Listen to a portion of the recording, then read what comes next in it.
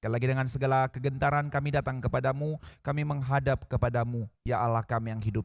Terpujilah Engkau untuk kasih setiamu yang telah memimpin kami untuk boleh memuji memuliakan Allah, bersyafaat bagi bangsa ini secara khusus dalam doa kami. Dan tibalah kami untuk menerima rahmat anugerah-Mu yang begitu besar, yaitu Engkau yang memberikan firman-Mu kepada kami.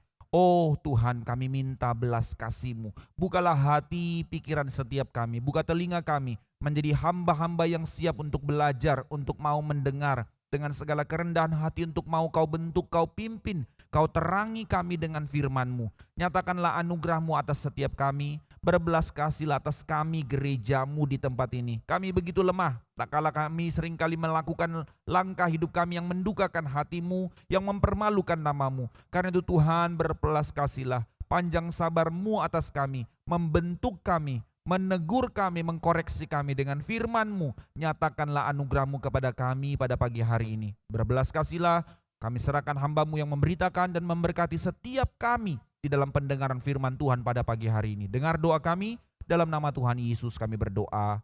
Amin. Jemaat dipersilakan duduk. Mari kita sama-sama membaca Kisah Para Rasul pasal 17.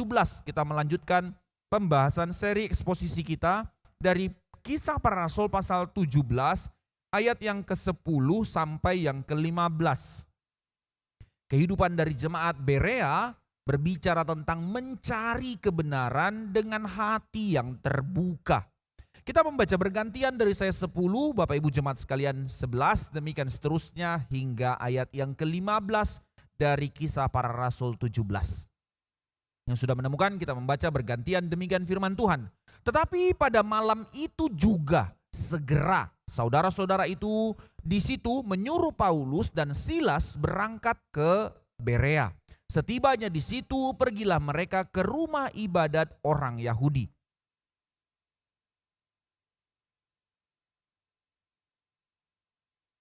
Karena mereka menerima firman itu dengan segala kerelaan hati, dan setiap hari mereka menyelidiki kitab suci untuk mengetahui apakah semuanya itu benar demikian.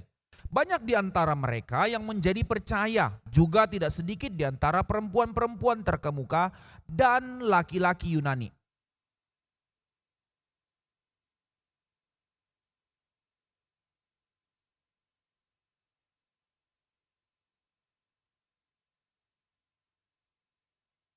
Tetapi saudara-saudara menyuruh Paulus segera berangkat menuju ke pantai laut, tetapi Silas dan Timotius masih tinggal di Berea.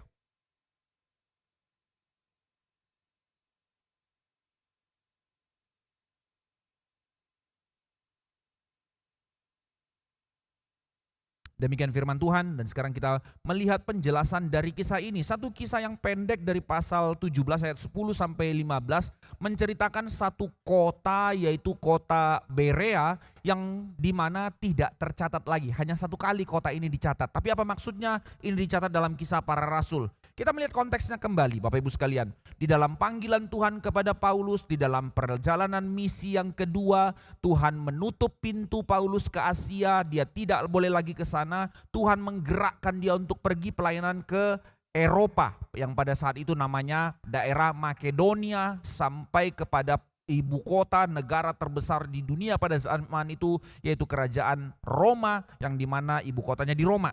Maka Tuhan pimpin mereka ke Makedonia. Di dalam perjalanan ke Makedonia, kota pertama yang dilayani yaitu kota Filipi. Kota yang begitu penting, kota yang begitu mewah, dengan pensiunan jenderal-jenderal Roma ada di situ. Dari Filipi maka dia berangkat ke kota Tesalonika, kota yang begitu besar dan paling lebih besar, nomor 2 terbesar setelah kota Roma. Menjadi kota tempat perdagangan barang-barang mewah juga ada di sana. Nah, ini yang terjadi di kota Tesalonika, menjadi jalur perdagangan, jalur internasional, perjalanan yang sangat strategis, kota yang sangat strategis.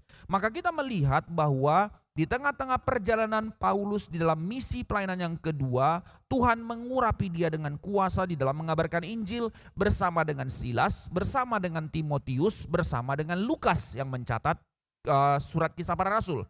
Maka mereka dipakai Tuhan, dipimpin Tuhan, bukan hanya memberikan berita, bukan hanya memberikan kelas-kelas teologi secara teoritis yang membuat orang terpukau, tidak. Melainkan Dia memberitakan berita yang hidup tentang Allah yang hidup di dalam Kristus Yesus yang menggenapi rencana kekal Allah. Khususnya dari pemberitaan perjanjian lama, Paulus berulang-ulang keliling mulai dari kepada orang-orang Yahudi, dia memberitakan Kristus dari perjanjian lama, dan nanti kita akan lihat di dalam terang selanjutnya dia memberitakan Injil kepada orang Yunani untuk bicara tentang siapa Allah pencipta alam semesta. Beda pendengar, beda pintu masuk. Maka dalam hal ini Paulus mengerti bagaimana memberitakan berita yang hidup tentang Allah yang hidup. Dan menariknya lagi, mereka menjadi pemberita yang menghidupi firman yang hidup. Nah, ini kuasa Tuhan di dalam pemberitaan Injil. Saudara, kita tidak harus memiliki segudang teologi yang begitu limpah baru kita bisa dipakai Tuhan untuk menjadi saksi Tuhan mengabarkan Injil. Tentu kita terus butuh belajar supaya kita bisa mempertanggungjawabkan iman kita kepada siapa saja di mana saja. Ya, itu semangatnya. Tetapi jangan dibalik karena kita belum belajar banyak maka kita tidak mau mengabarkan Injil. Ini salah. Siapapun kepada siapa yang telah menerima anugerah keselamatan, orang itu dikatakan Alkitab telah diurapi oleh Roh Kudus untuk menjadi saksi. Jadi siapa yang dipakai Tuhan untuk menjadi saksi? Kita, Bapak Ibu sekalian, kita, semua kita. Maka di mana kuasa Allah menyertai kita di dalam mengabarkan Injil? Dimulai dari kuasa setiap orang yang menghidupi Injil itu sendiri. Jadi Paulus sebagaimana kita, dia juga ordinary, biasa seperti kita. Tetapi yang dikatakan Alkitab, seperti para nabi, para rasul, demikian juga aku menyertai engkau. Bahkan Yesus berkata, kuasa yang sama yang diberikan Bapa kepadaku, demikian juga kuasa yang kuberikan kepadamu. Setiap kita, sekali lagi, di hadapan Allah, dengan segala hormat, teguhlah hatimu untuk mengingat bahwa engkau telah dipanggil Tuhan bukan untuk menerima Dia supaya engkau mendapatkan jaminan keselamatan kelak, tetapi juga engkau ditebus oleh Kristus untuk dijadikannya saksinya. Maka prinsip inilah yang kita mau pelajari dari kisah para rasul melihat kehidupan Paulus. Dia memberitakan berita yang hidup tentang Allah yang hidup dan sendirinya juga menghidupi firman yang hidup. Maka dia diurapi dengan kuasa bersaksi di tengah dunia. Demikian juga panggilan kita. Tapi kita teruskan. Maka melalui seluruh kehidupan mereka yang menjadi saksi Tuhan, dia dipakai Tuhan memberitakan firman sehingga orang-orang di kota-kota di mana dia pergi mengalami pertobatan. Orang yang mengalami pertobatan menjadi gereja. Setiap kota dikunjungi, berkumpullah gereja dengan komunitas yang heterogen. Ada orang-orang kelas bawah, ada orang kelas atas, laki-laki, perempuan, dan semuanya satu konsep agama pertama kali di dunia yang bisa mempersatukan orang dari berbagai macam latar belakang. Tidak dilihat kesukuannya, tidak dilihat kenegaraannya, tapi setiap orang ditebus, dipersatukan menjadi keluarga kerajaan Allah di dalam penebusan Kristus. Inilah yang disebut sebagai gereja. Di mana Injil diberitakan, di situ gereja diteguhkan. Karena panggilan dari pertobatan adalah panggilan untuk orang masuk menerima keselamatan menjadi bagian dari keluarga kerajaan Allah. Tetapi tidak berhenti di situ. Di mana Injil diberitakan, di situ juga akan ada penolakan. Fakta itu berulang-ulang dicatat mulai dari pasal 2 sampai sekarang kita sudah sampai kepada pasal 17. Maka ada orang-orang yang tidak menerima. Bahkan mereka tidak hanya sekedar pasif untuk tidak menerima, tetapi mereka secara aktif untuk melawan Injil. Bahkan untuk mencoba mencelakakan para pemberita Injil. Alkitab sudah mencatat ini, sejarah sudah menyatakan hal ini, juga menjadi catatan yang harus menjadi peringatan buat kita. Bukan untuk lari, tetapi untuk sadar bahwa itu salah satu bagian dari anugerah yang diberikan Allah kepada kita. Bahwa penderitaan itu pun karunia. Filipi pasal 1 ayat 29, kepadamu tidak hanya dikaruniakan untuk percaya kepada Dia, tetapi juga untuk menderita bagi Dia. Di dalam standpoint kita berdiri dengan kebenaran, memberitakan kebenaran. Memang kita harus mengalami yang namanya penderitaan. Tetapi jangan GR, buru-buru langsung pikir kita akan martir dan segala macam. No. Tetapi tiap orang dipercayakan Tuhan dalam porsinya masing-masing. Tuhan tahu segala kelemahan kita. Tidak mungkin Tuhan mengizinkan kita menghadapi perjuangan yang terlalu berat ketika itu akan menggerus iman kita. Setiap kita dipercayakan porsinya. Tetapi kepada Paulus dan Silas, maka mereka mengalami tantangan yang begitu besar. Di Filipi, di luar biasa didera sebegitu luar biasanya. Di Tesalonika kemarin kita dengar dimunculkan huru-hara dari orang Yahudi lalu memfitnah bahwa orang-orang inilah para pemberita yang Tuhan yang baru inilah yang bikin huru-hara di Tesalonika. Padahal orang Yahudi ini yang menghasut orang, memanggil penjahat untuk bikin kekacauan di kota itu, sehingga harap pejabat negara tangkap Paulus untuk dimatikan karena mereka merasa keyahudian mereka diganggu, fitnah Yahudi yang lain, yang memberitakan Injil yang lain supaya mereka ditangkap dan dihancurkan. Nah, ini yang terjadi di Tesalonika. Tetapi setelah ancaman besar terjadi di kota besar Tesalonika itu, maka mereka harus segera pergi meninggalkan kota itu. Nah, ini kita lihat sekarang di dalam ayat 10 dikatakan di situ. Tetapi pada malam itu juga segera saudara-saudara di situ menyuruh Paulus dan Silas berangkat ke Berea. Pada malam itu juga segera. Maka apa yang dikatakan di sini Bapak Ibu sekalian? Mereka harus segera pergi meninggalkan kota itu. Malam itu juga ada certain kesadaran buru-buru. Karena itu menjadi satu tension yang begitu berat. Siasat dari mereka, orang-orang di Tesalonika itu berusaha mengupayakan untuk tangkap Paulus. Dan memang mereka berhasil pergi. Minggu lalu kita sudah membahas bagaimana akhirnya Yason yang menumpangkan rumahnya, memakai rumahnya untuk tempat tinggal Paulus, dia yang ditangkap. Lalu dia disuruh teken catatan materai, kalau terjadi lagi mereka akan ditangkap. Nah, ini yang menjadi tekanannya. Jadi Paulus dengan hancur hati harus pergi tinggalkan Tesalonika. Dia begitu mencintai jemaat Tesalonika yang mau belajar. Dan dia juga sangat sedih. Dia tahu bahwa Yason sudah ditangkap untuk mendapatkan ancaman. Tapi dia harus pergi. Maka di dalam hal itu buru-buru mereka memberi konfirmasi. Tidak apa-apa, kami siap, yang penting kau pergi. Maka Paulus pergi meninggalkan mereka. Paulus dan rekan-rekannya, baik itu Silas, Timotius dan Lukas, meninggalkan Tesalonika. Kemana? Kali ini cukup aneh. Mereka pergi ke Berea. Apa anehnya? Saudara, Berea ini kota kecil yang tidak masuk hitungan. Dia tidak termasuk di dalam perjalanan jalur utama, jalur besar, baik jalur laut ataupun jalan besar. Ini kota kecil di sudut di dalam. Kurang lebih perjalanan kaki, karena memang mereka selalu perjalanan kaki, dari kota Tesalonika ke Berea itu butuh 70 km perjalanan. Jadi 2-3 hari perjalanan mereka. Satu hari 20 km perjalanan, karena jangan pikir ini jalan kayak kita mulus ya. Jalan setapak, mendaki gunung, lewati lembah. Ya begitulah perjalanan mereka. Maka 70 km perjalanan mereka harus tempuh. Jadi kota ini tidak strategis, tidak di dalam jalur utama, jalan raya. Kota pinggiran, gak signifikan. Maka kita melihat di dalam pola pelayanannya Paulus dari misi pertama ke misi kedua, dia punya pola, dan ini yang ditiru di dalam perjalanan konsep pelayanan misi. Bahkan terakhir almarhum Tim Keller, City Church, itu prinsipnya dari Paulus punya misi, yaitu bagaimana pelayanan itu dimulai dari kota ke kota. Saudara jangan salah mengerti ya, bukan karena mereka tidak peduli desa-desa.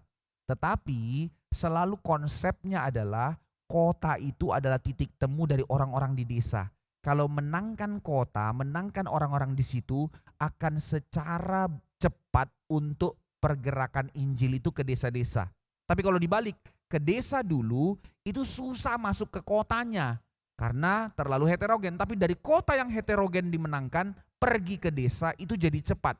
Maka ini strategi pelayanan yang dilakukan oleh Paulus di dalam hikmat yang kita percaya itu pimpinan oleh Roh Kudus. Maka strategi pelayanan Paulus selalu mulai dari kota-kota besar. Karena di situ akan lebih cepat menjalar ke kota-kota kecil penginjilannya. Tetapi kali ini aneh sendiri. Kita melihat bahwa dia harus pergi ke kota kecil karena di luar rancangannya. Di dalam rencananya Tuhan. Kita percaya ini tetap rencananya Tuhan karena adanya ancaman penganiayaan. Dia harus segera pergi. Tempat mana yang paling aman? Jangan lagi ke kota besar karena ini nanti menjadi jalur berita. Maka dia harus pergi ke kota kecil yang diprediksi tidak akan diperhitungkan oleh kota itu. Maka mereka pergi ke Berea. Di sini kita boleh belajar melihat, saudara-saudara sekalian, bahwa sepertinya strategi telah berubah. Tadinya harus ke kota besar, tapi sekarang jadinya ke kota kecil. Ini yang pertama. Dan yang kedua, mereka pergi melarikan diri di tengah-tengah aniaya. Mari kita belajar melihat, ada saat-saat di mana Paulus dan rekan-rekannya untuk tetap setia melayani meski di kota itu ada aniaya. Ingat waktu dia dilempari batu, dipikir sampai hampir mati, dia bangkit, dia masuk lagi ke kota itu. Lah ini orang gila, sudah dilempari batu, tetap masuk ke kota itu. Ada saat di mana dia seperti orang yang berani tanpa perhitungan. Sepertinya sudah dilempari batu sampai mati, dia tetap masuk. Tapi ada saat di mana seperti ini, masih sekedar sebuah ancaman, dia pergi meninggalkan. Bahkan dalam kondisi jemaatnya dalam kondisi tertahan. Yason itu sudah tertahan, dia tetap tinggalkan. Loh gimana sih Paulus ini kok enggak konsisten ya? Jadi gimana untuk melihatnya? Nah ini hal yang perlu kita sadari Bapak Ibu sekalian, bahwa dasar dari seluruh tindakan mereka, entah pergi karena aniaya atau bertahan di tengah-tengah aniaya, itu semua tidak terletak pada keputusan berdasarkan aniaya itu sendiri. No, bukan itu poinnya. Mereka tidak pernah mengambil keputusan reaktif atau impulsif karena fenomena di depan mata mereka. Bukan. Tetapi bagaimana mereka mengerti dinamika pimpinan Roh Kudus. Maka dalam hal ini kita boleh mengerti pola pelayanannya Paulus hanya didasari oleh dinamika pimpinan Roh Kudus. Yaitu apa? Jika penganiayaan akan menghentikan pekerjaan yang akan membuahkan hasil, maka dia pergi. Tapi jika karena penganiayaan di situ Injil diberitakan menghasilkan buah di dalam kepekaannya, dia tetap stay. Fakta dia di Filipi ditangkap, dia tidak lari.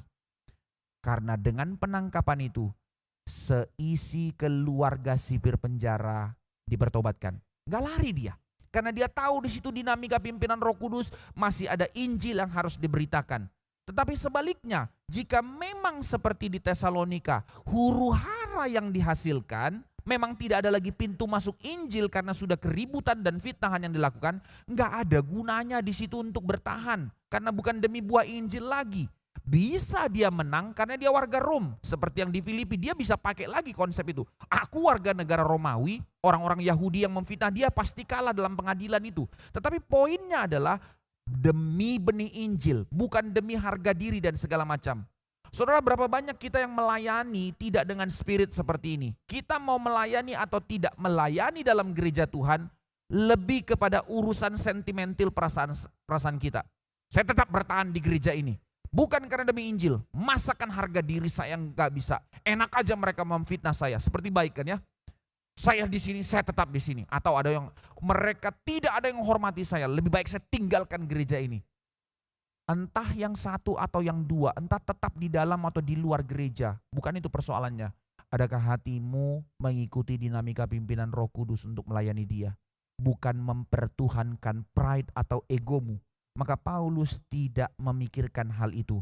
Tapi dia memikirkan isi hati Tuhan. Sebaliknya, jika tugas di wilayah itu telah selesai, sekalipun mulus keadaannya, sekalipun tidak ada masalah, tapi dia telah selesai di situ, dia pergi.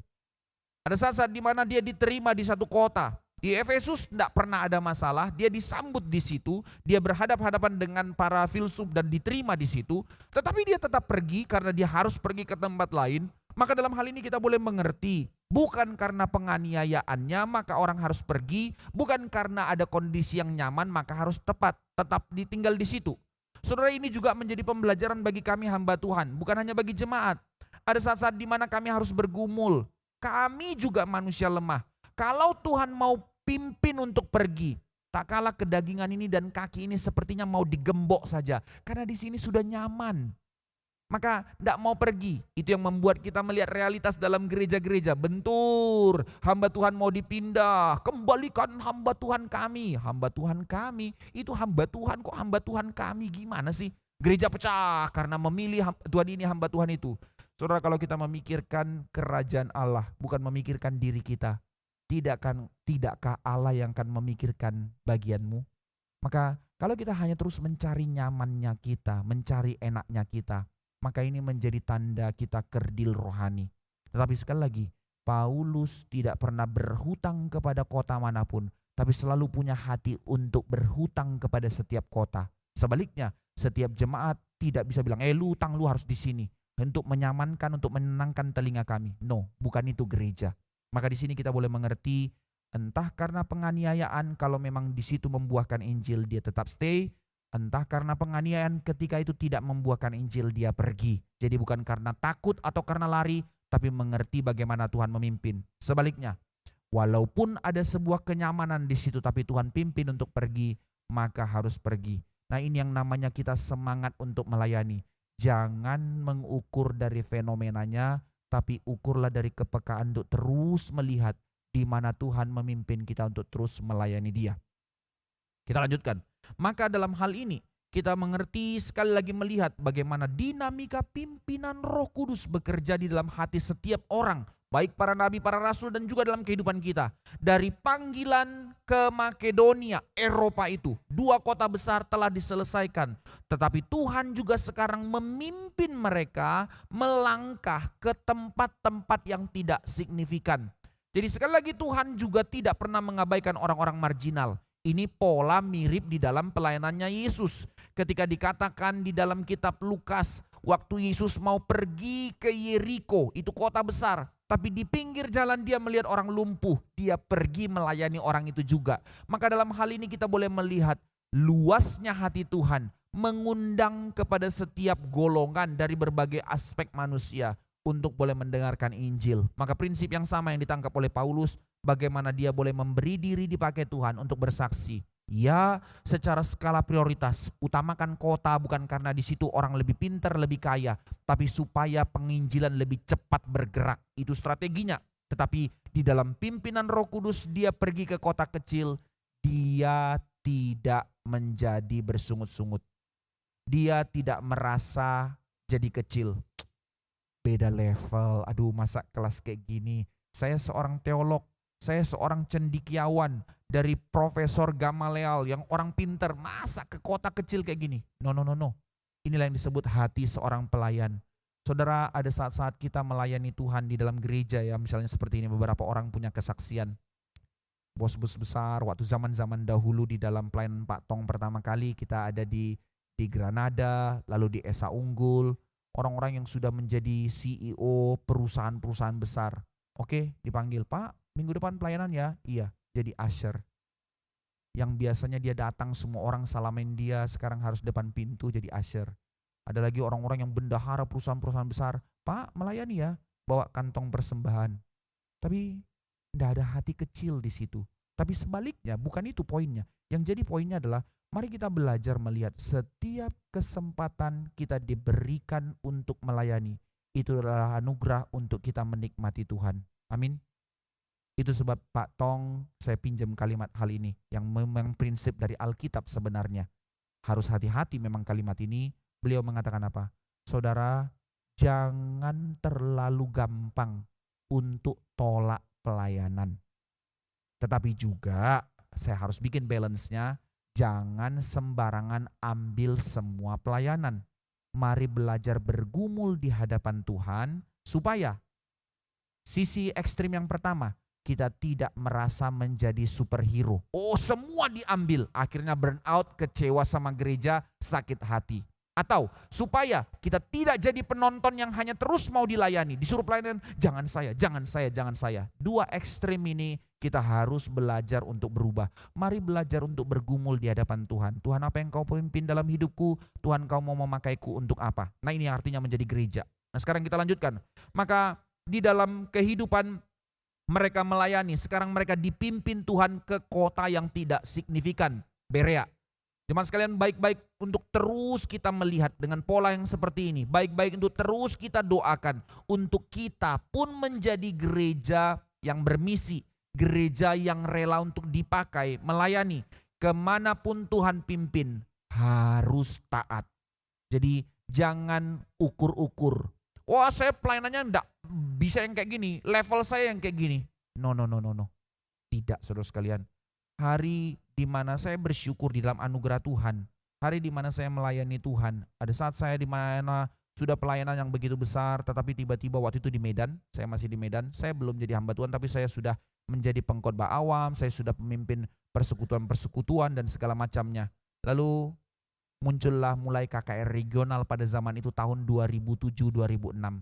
Pendeta Aiter saat itu ajak saya, ayo ikut KKR regional. Oke, saya tinggalkan kerjaan ikut KKR regional. 2 tahun saya ikut melayani bersama dengan mereka. Tapi tak satu kali pun saya dikasih mimbar. Kalau mau pakai pride saya, apa-apaan saya ikut-ikut kayak gini. Saudara tahu ngapain? Cuman tukang gulung kabel. Kemana dia langsung gulung kabel, siap-siapkan suasana segala macam untuk ruangannya, untuk tempatnya, lalu ibadah. Selesai itu rapikan lagi, gulung kabel lagi segala macam, pindah ke tempat lain. Keliling begitu tiap kali. Selama 2 tahun, cuman tukang gulung kabel. No. Saya bersyukur di hadapan Tuhan mempersiapkan semua keberadaan ini menjadi satu keberadaan untuk Injil diberitakan dengan baik. Ini hati kita menjadi seorang usher untuk menerima tamu, menjadi satu keberadaan untuk membawa orang datang untuk menikmati Tuhan. Satu cerita saya lupa bagaimana, intinya adalah ada satu KKR besar dari satu pengkhotbah besar, maka ada satu orang penerima tamu di depan untuk mengundang semua orang datang. Singkat cerita, KKR besar itu saya lupa nama besarnya orang ini. Sudah dilakukan semua, penuh tempat itu. Datang 2 anak, lihat semua kursi penuh. Mereka mau balik badan, mau pergi. Asher ini yang lari tangkap 2 anak itu, ayo jangan pergi, tapi udah penuh. Enggak apa-apa, nanti saya carikan tempat buat kamu. Hari itu sudah mau pulang, dikejar lari, ditangkap, duduk. 2 anak muda, 2 anak kecil ini bertobat terima Yesus. Siapa orang itu? Billy Graham dan partnernya. Siapa yang membuat mereka bisa menjadi seorang hamba Tuhan besar? Ya, Tuhan pakai pengkhotbah itu, tapi melalui seorang asher yang cuman tangkap mereka. Terkadang pekerjaan pelayanan kita cuman ya mendoakan orang, cuman ajak orang, no, tidak ada yang cuman, saudara. Inilah kasih setia Tuhan. Setiap pelayanan yang Tuhan percayakan kepadamu, di situ Tuhan bekerja melalui engkau untuk menyatakan kemuliaannya. Maka jangan sembarangan tolak. Kembali dalam hal ini. Maka setibanya di Berea, mereka langsung pergi ke sinagog. Sepertinya sepele ya, karena kita udah lihat polanya. Ya biasa-biasa saja kok. Ya setiap kali Paulus pergi kemanapun ya dia pergi ke sinagog. Ya sudahlah, apa poinnya di sini? Tapi tunggu dulu. Mari kita melihat atau membayangkan, mengimajinasikan suasananya. Ini orang dalam kondisi lari, dalam hati yang kondisi yang mencekam, telah difitnah menghasilkan satu huru-hara di satu kota. Tanda petik dia sebagai seorang buronan, dia sedang dalam kondisi lari. Dan dalam hatinya juga dengan kondisi yang sangat sedih karena dia tahu orang-orang yang telah diinjilinya sekarang dalam kondisi ancaman aniaya karena ditangkap. Bukan hanya Yason, tapi seluruh orang-orang itu ditangkap juga. Maka dalam kondisi hatinya yang lari buron dan dalam kondisi jemaat Tuhan di sana ditangkap, hatinya itu hancur. Dalam kondisi yang hancur seperti itu, dalam kondisi yang mencekam seperti ini, apa yang dilakukannya? Nggak ambil pusing sampai di satu kota langsung pikir penginjilan. How? Saudara, nggak gampang. Kalau kita hati dalam kondisi masalah, nggak dalam kondisi yang nyaman. Bad mood katanya gitu ya. Malas sekali ngapa-ngapain. Tapi apa yang dipikirkannya? Dia tetap berpikir untuk pergi mengabarkan Injil. Maka di sini kita jelas melihat mereka kabur bukan karena takut, tetapi karena memikirkan apa yang menjadi kehendak Allah dan mereka terus setia mengerjakan apa yang menjadi pimpinan Allah. Ini arti kita menjadi gereja.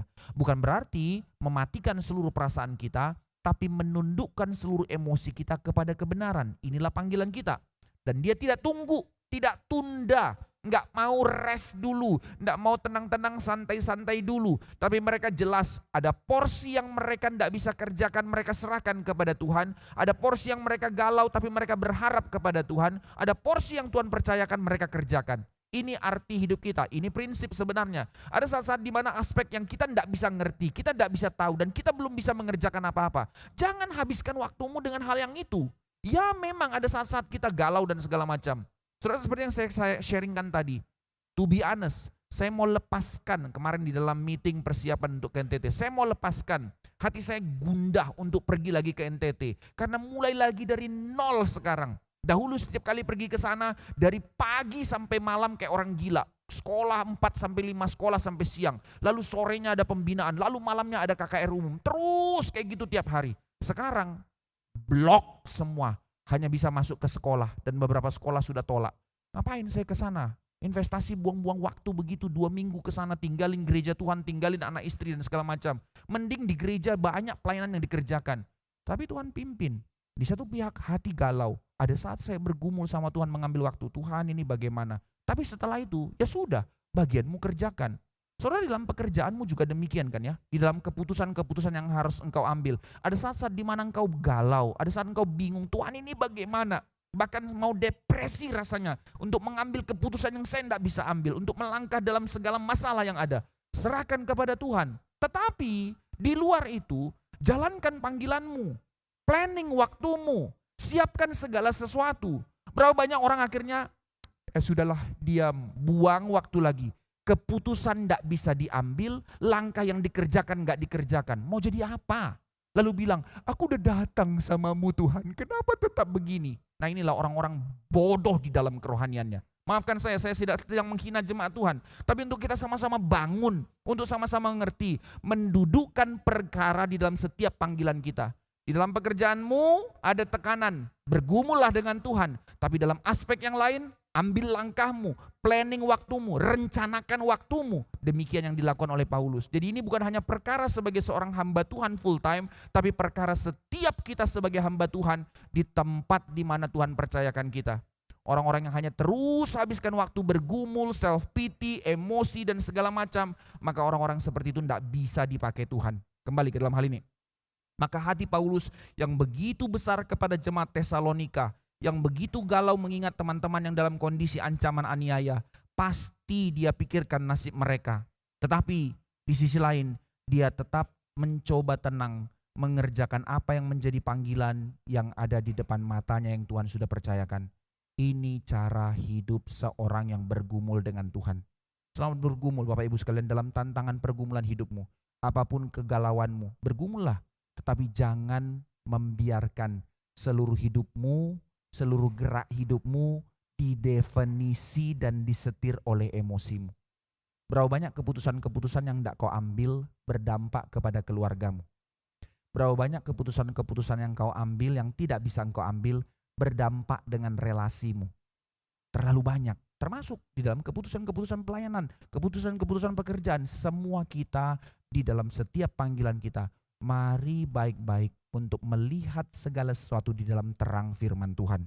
Maka inilah yang disebut dengan bijaksana sorgawi. Bagaimana hati kita terus bertaut kepada Allah, percaya kepada kedaulatan dan pimpinan Allah, sekalipun kita belum tahu langkah di depan, tapi kita tahu hidup kita dihadirkan Tuhan untuk menjadi saksinya.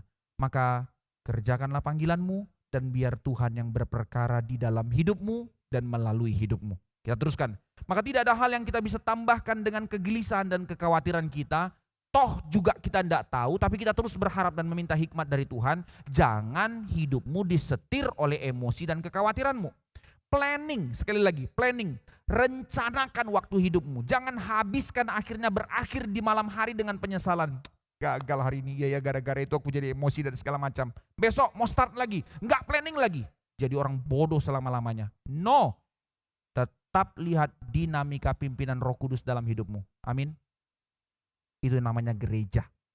Jadi banyak hal yang di luar jangkauan kita, banyak hal yang di luar kemampuan kita. Seperti Paulus juga sama untuk apa yang harus dipikirkan. Tetapi dia juga berpikir tentang apa yang harus dikerjakan di hadapan, yang diberikan Tuhan di hadapannya. Di sinilah artinya fokus. meletakkan duduk perkara pada posisinya masing-masing.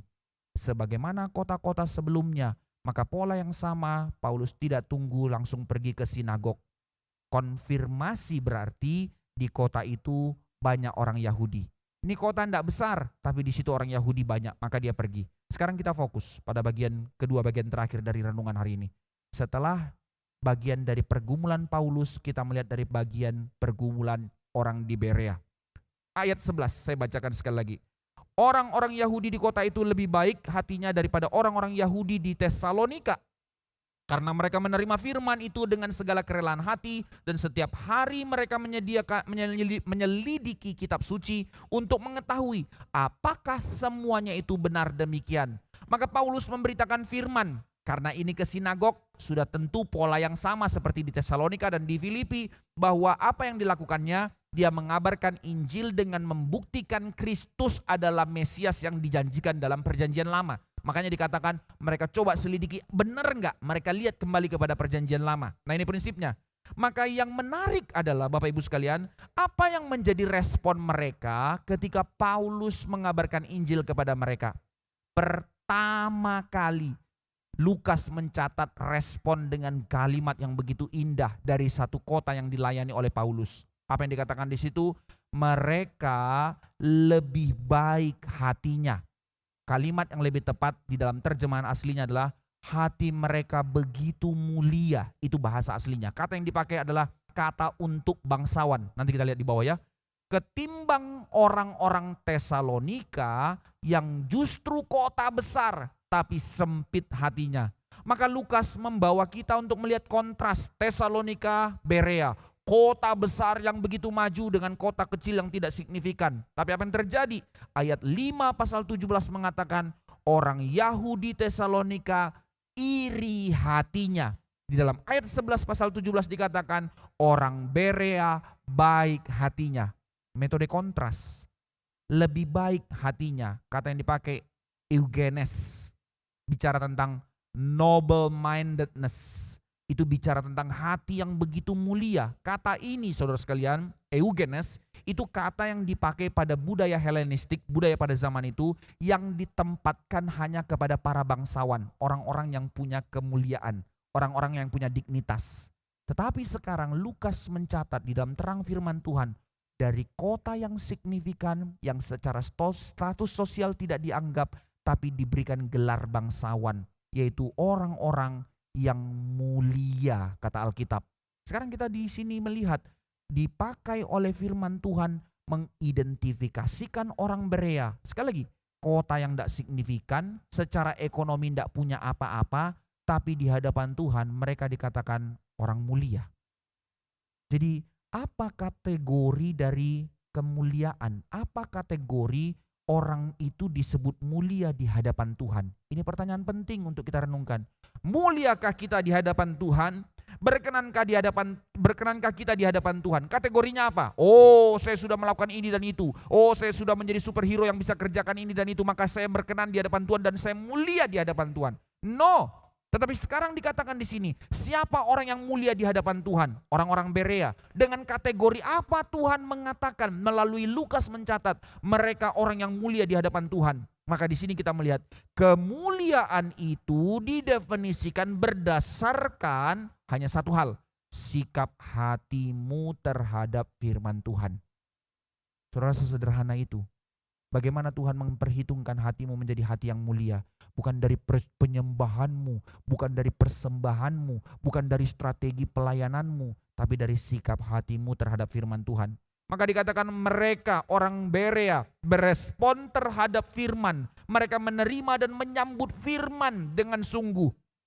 Dikatakan di situ pertama, menyambut firman. Apa arti menyambut firman? Saudara, di dalam motif penulisan Alkitab, kata menyambut firman itu equal dengan menerima atau menyambut hadirat Allah itu sendiri. Karena Allah menyatakan dirinya lewat firman, maka dengan menyambut firman berarti menyambut hadirat Allah datang ke dalam kehidupanmu. Seberapa eagernya kita, seberapa merindukannya kita waktu menyambut firman. Seorang pebisnis tahu di depan ada cuan besar, maka dia dengan strategi, dengan segala macam menyambutnya dengan gembira. Adakah hatimu juga menyambut firman dengan hal yang demikian? Setiap segala keputusanmu yang kau tahu itu menjadi baik. Setiap keputusan kau melihat anakmu lalu kau menyambut dengan gembira. Hati yang senang, kata yang menyambut karena engkau limpah dengan sukacita. Masih berapa banyak orang Kristen yang menghampiri firman dengan hati yang demikian. Berapa banyak orang menjadikan Alkitab hanya menjadi obat tidur. Satu kali ada anekdot, orang Kristen datang ke psikiater. Dok, saya nggak bisa tidur, saya insomnia dan segala macam. Oke, dikasih mulai terapinya ini dan itu. Seminggu lagi datang, tetap tidak bisa dok, dikasih obat tidur dosis. Oke, sudah bisa 1 bulan kemudian, tidak bisa lagi dok, udah nggak mempan, kasih lagi dosisnya dan segala macam. Bohwat dokternya, ini orang apa sih masalahnya, sudah dikasih strategi ini dan segala macam. Tapi tetap datang. Oke, ditanya sama dokternya, kamu agama apa? Kristen. Oke, sekarang dengar nasihat saya. Tiap malam baca Alkitab. Sebulan kemudian dia datang ke dokternya. Thank you dok. Jawaban kamu itu mujarab. Tidak pernah saya temukan obat seperti ini. Dokternya juga kaget. Pikir, apakah hatimu menjadi tenang? Enggak dok. Apakah hatimu dicerahkan sehingga kau bisa tidur? Enggak dok. Setiap kali saya baca ayat Alkitab langsung ngantuk saya. Ini orang Kristen. Celakanya kita. Berapa banyak kita menyambut kebenaran firman Tuhan menjadi satu hal yang sukacita. Orang Berea dikatakan mereka menyambut firman. Maka arti dari kata eugenes, noble mindedness. Mereka dengan penuh semangat mendengar. Dan tidak hanya mendengar, dikatakan di situ. Menyelidiki kitab suci untuk melihat apakah hal-hal yang Paulus katakan itu benar. Maka di dalam penafsiran ini John Calvin mengatakan kemuliaan mereka orang Berea bahwa mereka bukan karena status sosialnya menjadi mulia, melainkan karena kerendahan hati mereka untuk mau dengan hati yang terbuka mendengarkan, memikirkan dan menguji sendiri firman Allah. Tidak hanya mau dengar, tetapi mereka pikirkan, dan dikatakan di situ tambahan yang ketiganya. Tiap-tiap hari mereka menyelidiki kitab suci, menguji apakah yang Paulus katakan itu benar. Saudara, inilah gereja yang sejati, yang mulia di hadapan Tuhan.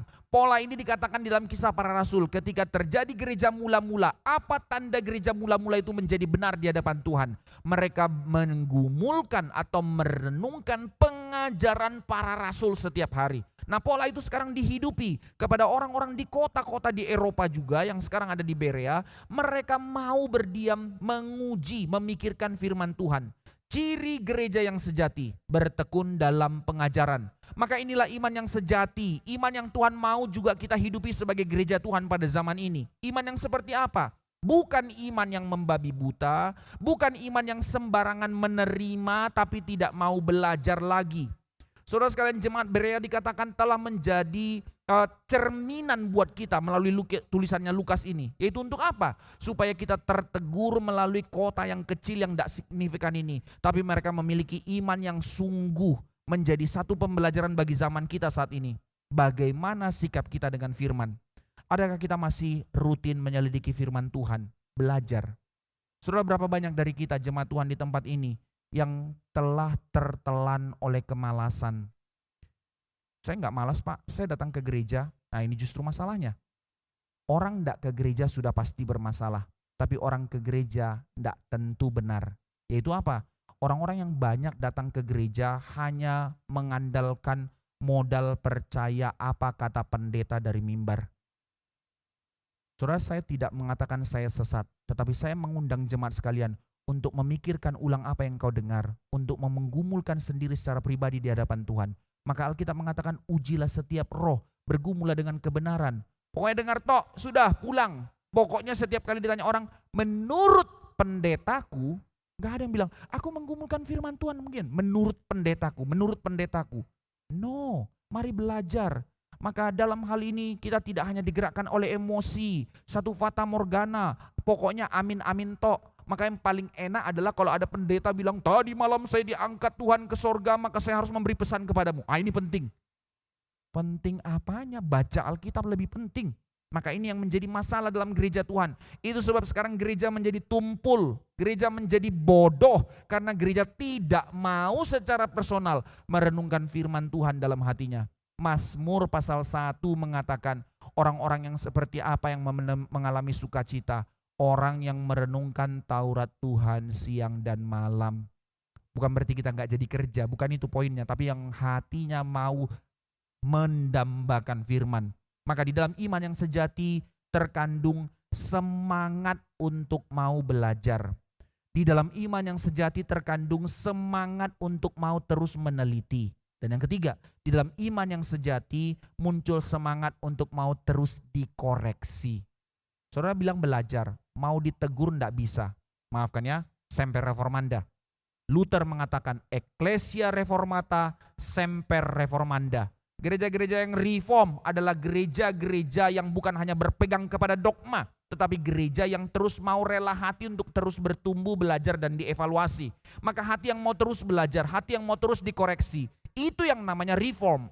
Tapi kalau saudara mengatakan saudara sudah belajar, waktu mau layani baru disentuh orang sedikit, ditanya orang, oh enggak, oh bukan, oh enggak, oh bukan. Saudara defense, saudara deform, bukan reform. Maka ini yang menjadi pelajaran kita menjadi seorang gereja. Hati yang teachable, hati yang mau terus belajar, hati yang mau terus memiliki kerinduan untuk membaca firman secara pribadi. Itu terlalu serius dan terlalu penting. Jemaat Berea menjadi cerminan buat kita. Maka bagaimana Tuhan menilai hidupmu? Jemaat sekalian, muliakanlah Dia dalam hidupmu. Bagaimana cara engkau memuliakan Dia? Dimulai dari hati yang bertekun dengan firman. Mendengar, menggali, menguji, dan menghidupi firman. Itulah orang-orang yang mulia di hadapan Tuhan. Maka ini yang menjadi pesan Paulus di dalam kitab Filipi. Saya bacakan buat kita semua satu bagian kitab ya. Filipi pasal 4 ayat 8. Demikian firman Tuhan untuk kita gereja Tuhan. Filipi 4 ayat 8. Jadi akhirnya saudara-saudara, semua yang benar, semua yang mulia, semua yang adil, semua yang suci, semua yang manis, semua yang sedap didengar. Apa itu? Firman Tuhan semuanya. Semua yang disebut kebajikan dan patut dipuji. Pikirkanlah semuanya itu.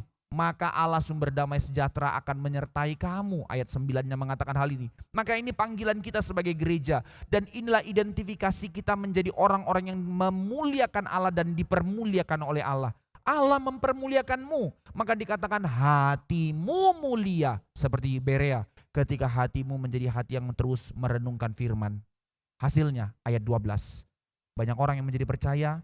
Tidak sedikit dikatakan di situ perempuan-perempuan terkemuka dan laki-laki Yunani. Mereka percaya bukan hanya sekedar karena gerakan emosi. Mereka percaya bukan hanya karena sekali dengar. Tapi mereka percaya karena menggumulkan, merenungkan, memikirkan kedalaman kelimpahan firman. Maka mereka punya iman dengan standpoint yang gak bisa digeser. Itu sebab ketika ancaman penganiayaan datang, mereka tidak takut karena mereka tahu apa yang mereka terima dalam kelimpahan firman. Ketika tantangan dalam pergumulan, mereka tidak jadi geser dan tidak terombang-ambing karena punya dasar firman Tuhan dalam kehidupan mereka. Maka di situ dikatakan ayat 5, ayat yang ke-12 yang tadi kita baca di situ. Apa yang dikatakan?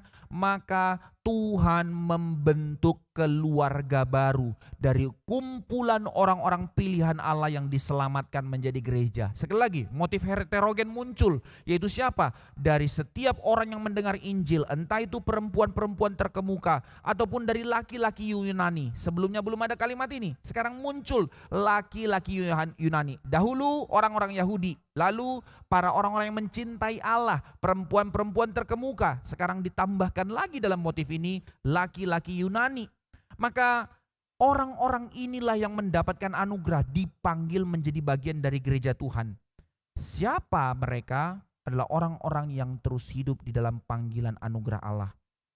Totally different dengan ayat 13. Ternyata dalam hal ini Lukas mau menunjukkan bahwa gereja bukanlah penghasil huru-hara keributan, melainkan orang-orang yang menentang gereja lah yang berusaha memprovokasi dan menghasilkan huru-hara. Sedangkan gereja justru orang-orang yang dari berbagai latar belakang dipanggil untuk dikuduskan. Siapa yang mencoba memprovokasi? Orang yang sama di sini dikatakan. Dalam ayat 5 tadi, orang Yahudi dari Tesalonika bikin keributan. Sekarang mereka dengar orang Berea sudah dengar Injil. Mereka rela datang jauh-jauh untuk bikin huru hara juga di Berea. Saudara lihat, mereka bela-belain juga jalan 70 kilometer. Karena telah dengar Paulus di Berea untuk kabarkan Injil, mereka tidak bisa terima. Bokambuan mereka coba ganggu juga di Berea. Maka jangan pikir hanya kita yang dipanggil untuk setia. Boro-boro kita setia. Yang ada kita nggak konsisten di dalam iman kita. Tetapi sebaliknya, si iblis bekerja dengan setia dan konsisten menunggu waktu yang tepat. Mereka kerja keras untuk menghalangi pemberitaan Injil. Saudara masih mau bersantai. Saudara masih nunggu tunda-tunda dipakai Tuhan. Celaka kita. Maka inilah gereja Berea, kumpulan dari orang-orang yang sangat heterogen. Orang Yahudi, perempuan terkemuka, laki-laki Yunani. Semua mereka berkumpul terbentuk menjadi gereja. Lukas sengaja menekankan kata laki-laki Yunani. Berbicara tentang perkembangan kuasa Injil makin meluas. Menjangkau lebih banyak aspek orang. Dari kelompok sosial yang berbeda-beda. Laki-laki Yunani berarti ini bicara tentang sekelompok orang-orang yang berpengaruh secara sosial. Ini orang-orang yang masuk di dalam pemerintahan di Berea pun menerima Kristus. Ini yang mau dicatat oleh Lukas. Maka setelah kisah ini memang menarik saudara sekalian. Tidak pernah lagi kisah Berea ditulis dalam Alkitab. Cuman satu kali ini, tapi dalam catatan yang sangat positif untuk menjadi cermin buat kita. Namun paling tidak kita melihat dari dua catatan. Pertama, Kisah Rasul 20 ayat 4. Secara jemaat kota Berea nggak pernah dicatat. Misalnya jemaat Tesalonika ada khusus suratnya Paulus ke sana. Jemaat Filipi ada khusus surat ke sana. Jemaat Berea enggak ada surat Paulus khusus untuk jemaat Berea. Lalu apa poinnya dicatat dengan positif seperti ini? Paling tidak kita melihat poinnya adalah bukan tentang mereka tapi tentang kemuliaan Allah. Kisah Rasul 20 ayat 4 dikatakan ada seorang bernama Sopater, anak Pirus dari Berea, menjadi pelayan Tuhan bersama-sama dengan Paulus di dalam pelayanan misi yang ketiga. Berarti dari kota kecil tidak signifikan ini dibangkitkan hamba Tuhan yang dipakai Tuhan. Ini catatan sejarah. Dan tidak hanya berhenti di situ saudara-saudara sekalian. Di dalam catatan sejarah juga ketika konsili Nisea tahun 325 Masehi. Ratusan tahun setelah para rasul mati. Maka muncul perkumpulan gereja untuk membahas tentang kebenaran firman Tuhan, menegakkan tentang prinsip gereja, doktrin-doktrin dasar dan segala macam dalam konsili Nisea. Di dalam catatan konsili Nisea dikatakan ada salah satu uskup dari Berea hadir ikut. Berarti setelah ratusan tahun, kota kecil tidak signifikan ini, gerejanya bertumbuh sampai ada satu uskup lahir dari situ. Inilah yang namanya gereja Tuhan. Gak signifikan, gak dikenal orang, tapi terus bertumbuh dalam kebenaran. Maka dari sini kita belajar Allah bekerja di segala tempat, di segala waktu, bahkan termasuk di kota-kota kecil. Alkitab mau menekankan bahwa jauh lebih penting kecintaan terhadap firman ketimbang nama besar. Ini arti kita sebagai gereja. Maka jangan cari nama, tapi cari kebenaran yang dimana engkau akan dipakai Tuhan.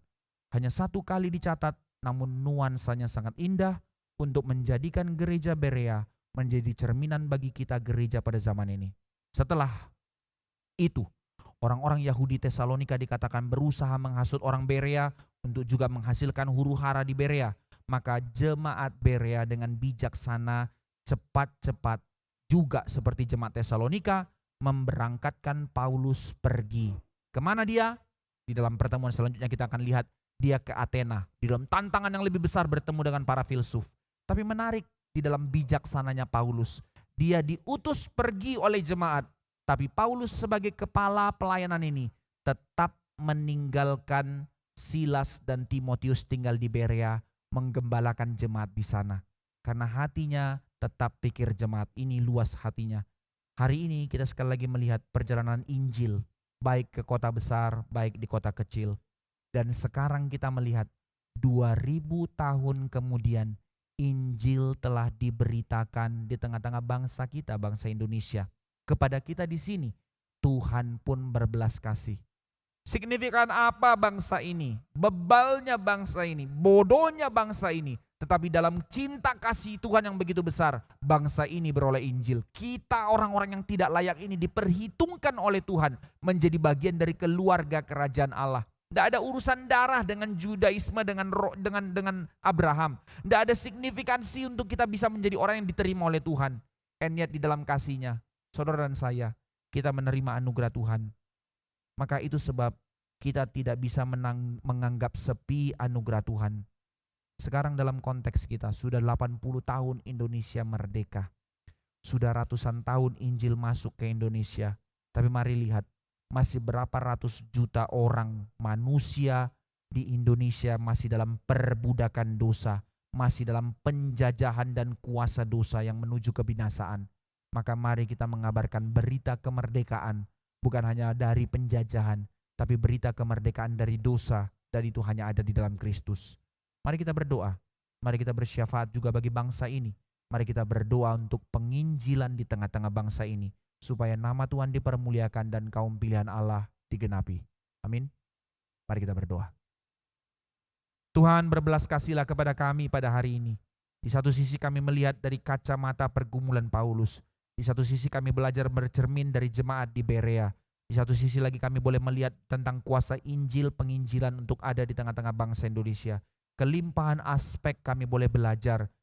Entah bagian mana yang Tuhan berbicara kepada kami pada hari ini, yang menegur kami, tapi berilah kami hati yang mau terus bertumbuh dan belajar. Oh Tuhan, beranugerah atas kami. Sekali lagi, supaya kami tidak menjadi orang-orang yang hati kerdil, tapi beri kami keluasan hati untuk mengerti bagaimana melangkah di dalam seluruh langkah hidup kami, karena kami percaya Engkau Allah yang berdaulat, Allah yang berencana, Allah yang memberikan ketetapan, supaya kehidupan kami terus melangkah di dalam dan bagi kemuliaan-Mu. Pimpin kami Tuhan, dan terlebih lagi, seruan undangan Tuhan yang memuliakan umat-Nya. Siapakah orang-orang yang mulia di hadapan-Mu? Adalah orang-orang yang memiliki hati, memikirkan, merenungkan firman Tuhan dan menghidupi firman. Kiranya Tuhan, sekali lagi panggilan itu Kau berikan kepada kami hari ini. Beri kami hati yang mau juga bertumbuh dalam firman, merenungkan firman, menjadi orang-orang yang menyenangkan hati Tuhan. Terpujilah Engkau ya Allah kami yang hidup. Dalam nama Tuhan Yesus kami berdoa. Amin.